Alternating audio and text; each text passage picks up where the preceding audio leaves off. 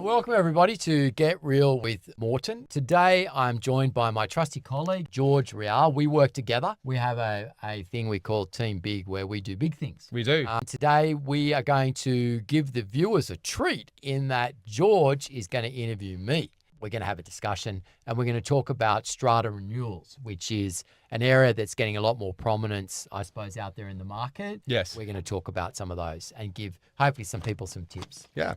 So I guess, thank you for the introduction, Ewan. Oh, that's all right. What is a strata renewal? So Strata Renewal is where a strata building, so that's an apartment building, is strata titled, wants to sell. Yes. Generally, they can be small blocks. So there's strata buildings that have got 2, 4, 6, Yes. up to really large ones. So we're working on one at the moment that's actually 81 lots. Yes. So it's bringing all those owners together to go to market. Yes. And then to sell it to somebody, generally a developer, who then can proceed with the development. Yeah, and I mean they're becoming more and more common, aren't they? These Yeah. strata renewals. We're seeing a lot of them pop up all over Sydney. And so the strata renewal process. I mean, I understand there's a piece of legislation that sits behind that to help support the sale. Should an owners group go down that road? Yeah, so there is. So it's the Strata Renewals Act of 2015. Yes. And it's good that we have that piece of legislation, because if we didn't have that, nothing would get sold. Yes. So that's the framework, and I think we would say it's actually a good piece of legislation, because what it does is it puts a process together that it can end up as a court process. Yes. But actually, very few strata renewals actually get that far. No. Because everybody realises the inevitability of the sale, and so it moves on. So it is effective in that it's not tying up a lot of court time. Yeah, no, I do. There's only been a few that have actually made it through to the courts. I think there's only 2. Yeah, well, there you go. So if I was an owner, Ewan, and I wanted to sell the building that I lived in, how would I go about that? What's involved? Okay, so I think the first thing, what we've learnt, is that a building must act in unison. Yes. So even if you all hate each other, you get a lot of that. We do.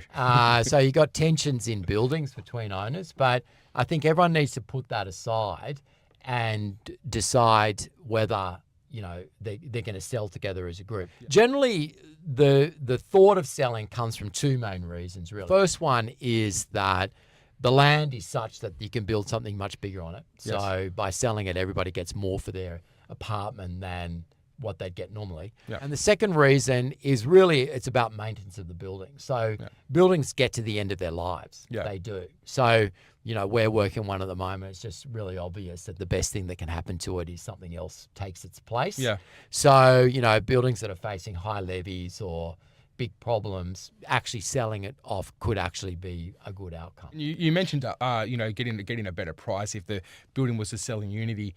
We refer to that as uplift price. Yeah. What does the uplift price kind of look like? And I understand it varies building to building. It does. But why is that there? Because a strata renewal process or a strata renewal plan can take 2 to 3 years in some cases. Yeah. So one of the reasons you do it, well, one of the main reasons is because you're going to get more for your apartment than you would do if you went to market. Yeah.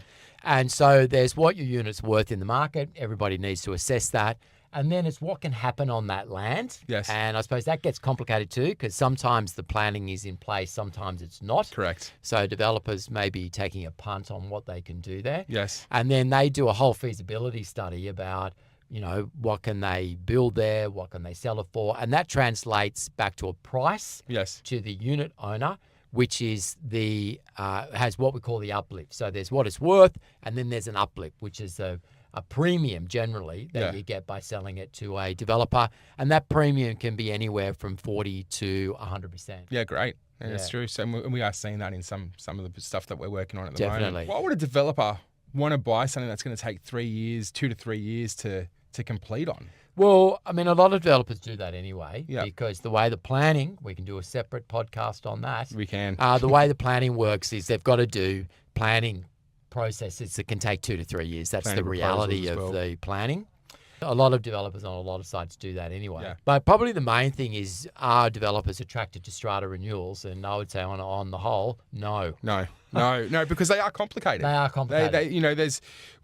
The strata plans some of these buildings are around from the early 70s. Yeah. And you've got things, I understand, that can complicate a strata renewal plan, such as unit entitlement anomalies. And this is why it's really important for a building to act in unison, because when you're dealing with the developer is going to spend money doing planning, assessments, architectures, a whole lot of things that they do. And if they're going to spend money on trying to work out what they can do with it, they've got to have the greatest chance that there is going to be a sale at the end of it. Yes. So, what we do is obviously we set up strata renewal plans. We come in and we talk to the whole building. Yes. We get everybody to sign an agency agreement. Yes. So that when we go to talk to developers, the developer knows that there's a good chance that the building is engaged. So transparency is the key. 100%. Yeah. I think that's a really important thing. A lot of the time you get one owner in a building who thinks this is a good idea, and they sort of take it upon themselves to go out and talk to the market. Yes. And that can be a bit fraught because the rest of the building may not know what they're doing. It breeds distrust. So very important, I think, that if your building has the potential for this, that as an owner group, you start with the owners committee, really. Yes. And then, meetings with everybody in the building to explain what's happening, so at least everybody can get behind it. Yeah, and I mean, it's one of those things, like, obviously there's a lot of apartment blocks in Sydney.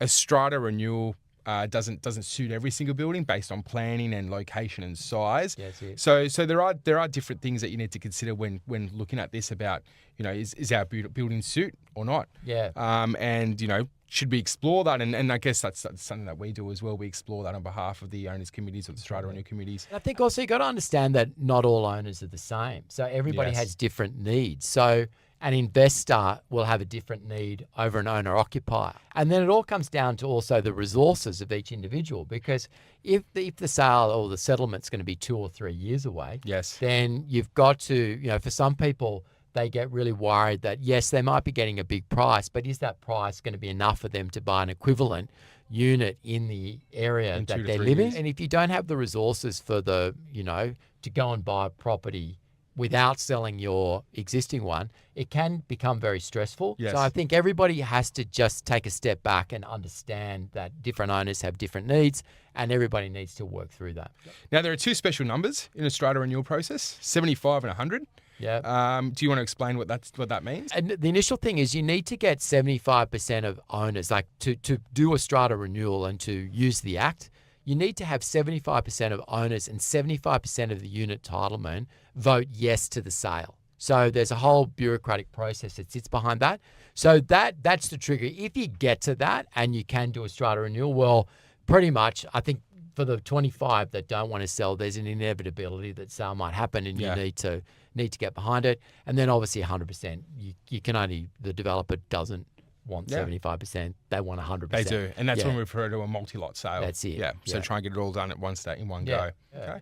So hopefully that's cleared things up a little bit. I suppose if anybody out there wants to explore that, they can always get in touch with us. Absolutely. We are becoming a bit of an expert in this. Yes. By all means, it is definitely an opportunity, and we think there's going to be more of it as they want to build more stuff. So there's going to be more of it. Well, there's a housing crisis that needs to be addressed. So anyway, thank you for joining us.